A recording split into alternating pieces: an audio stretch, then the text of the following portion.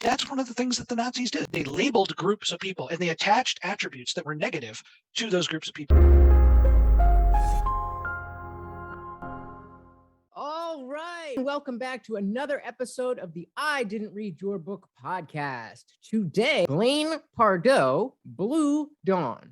The political pendulum swings both ways, but it's interesting to watch how the rhetoric ratchets up on these things. And a lot of people can't distinguish anymore the difference between a piece of fiction and a true political piece. I had a person that threatened my life over writing this book, and it was before the book was even out. They hadn't read the book. They saw the cover of the book, and that triggered them to where they issued death threats and threatening, videos to me and things along those lines.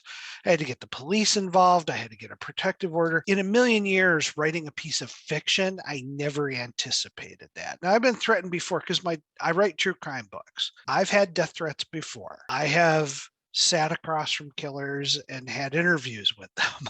I'm not unprepared for that when I'm working on true crime. In true crime, you have to do it because we work on cold cases, my daughter and I. So when we were working on a book, you're mentally kind of attuned to the fact that the killer is still out there. This is represents a threat to them. They're going to respond.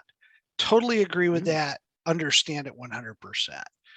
It's very different when you're working on a piece of fiction and somebody goes, I haven't read the book. I don't know anything about the book other than what's on the back cover. And I'm so upset I'm going to threaten this person. That was startling to me. I've kind of come to the realization that I really shouldn't have been shocked by that as much as I was. I'm not shocked hearing it. Yeah, this is now the culture. And anybody that doesn't agree with the wokeism movement is a target, and that target, everything is fair game. They don't care if they're threatening you, your wife, your dog, whatever, because the ends justifies the means. There was always a divide. There was always a left and a right, but it hasn't been until recently, maybe the last less than 10 years, this ratcheted up level of intensity, specifically involvement in violence, has become so boilerplate. This is how things need to be done. This is justified. The ends justify the means, all of this kind of stuff.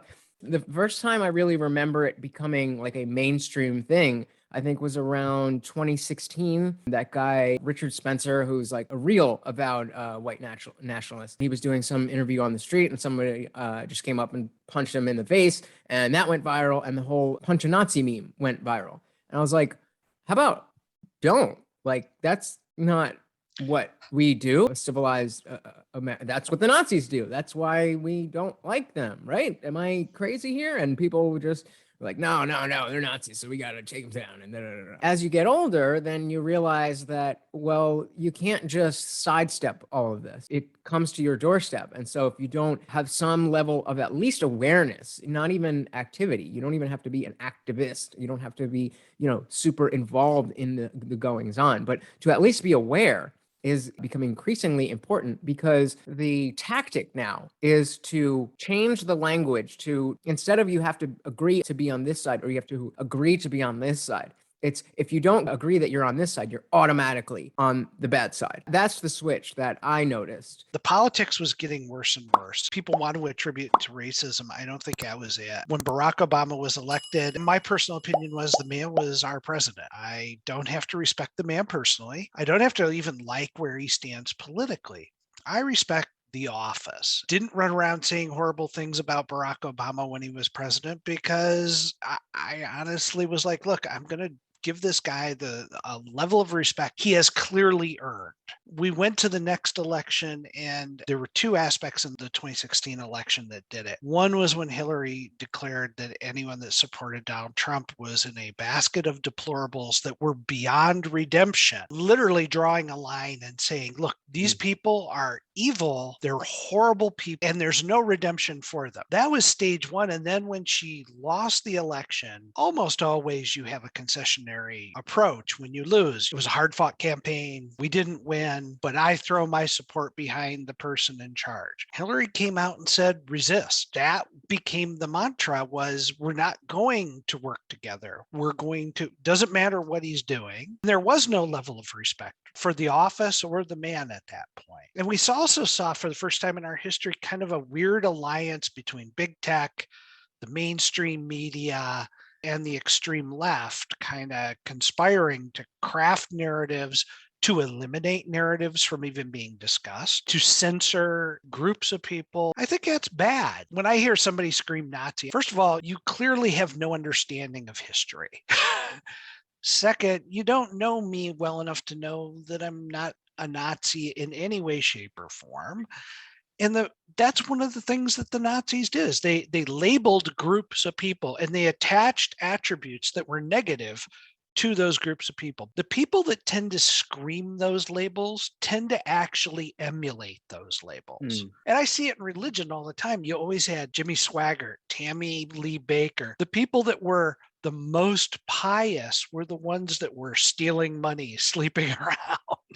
It's the more you thrust that image out there, the more I kind of go, you're actually quite the opposite. I couldn't agree more, except for the one thing. I used to think that they would really think that. And, oh, if you have this opinion, you must be a Nazi because of the narrative, all that you were talking about. But I'm getting to a point where I'm realizing that people are not even coming to the table in good faith. They know that they can't know you well enough to call you a Nazi, but they don't like what you're saying. So that justifies their coming to the table, not in good faith, not looking to learn about who you are or what you have to say, just to shut you down because they automatically see you as an opponent. People would always disagree, and there was always people who would dig their heels in and have their beliefs that nobody could convince them otherwise. But again, in general, it seemed like most people wanted the truth. They wanted to know what was going on. They wanted to be engaging with reality. I see that less and less. I see more and more of an engagement with a perceived reality. How deep do you think this, let's just call it for what it is, indoctrination, has brought people to a point where they really do believe things that they're saying? And even if they don't believe what they're saying, they're willing to lie and obfuscate facts and things just for the political win, the political own, the Twitter dunk, all that kind of stuff. Yeah, it's gotten further than I had anticipated. I went to a meeting with some young Republicans from a college campus here in Virginia, and they were telling me the stories about how they're physically attacked as they walk across campus because they're wearing a Republican shirt. People have absolutely no qualm shoving them, knocking them down, spitting on them. They schedule events at their college to have speakers come. Quite literally, the people that control the calendar cancel their events, but don't tell them. And when they've had speakers come, they've actually had people threaten the speaker's life. We're not talking like they're having some crazy lunatic speaker. It's, somebody who wrote a book. That told me that the level of indoctrination was far worse than what I expected. When I went to college in the 80s, we had liberal professors, but we had conservative professors. You got a perspective and you were taught how to reason and form your own opinion. We don't have that now at all. It's one side of the story, and these kids have gone up and talked to the school administrators and said, hey, there's a problem on this campus. The administrators look the other way. Well, you're forcing a level of censorship. And as a writer, I'm against censorship in a lot of different respects. When you look at Blue Dawn, what really stood out with it is I gave them everything they wanted. They won. Yeah. Oh, yeah. They have wiped out the opposition completely. They've suppressed it. They got everything they wanted. So that was the starting point of it. And I thought that was a good way to get the reader to kind of go, whoa, this is darker than what I thought it would be. And it's definitely not what I would have expected. And that's what you want to do. I can see where people get upset, but at the same time, I'm kind of like, the name calling, the labeling, it just makes them look stupid. It doesn't make me look bad. People who know me go, that's dumb. And, my lawyers love it because we're keeping track of all of it. And the wonderful thing about the internet is these idiots that do this stuff, they all believe they have a law degree.